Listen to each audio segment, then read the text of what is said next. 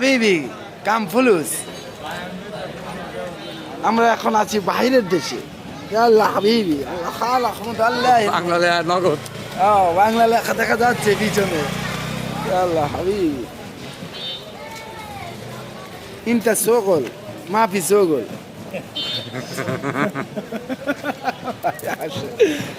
আল্লাহ হাবিবি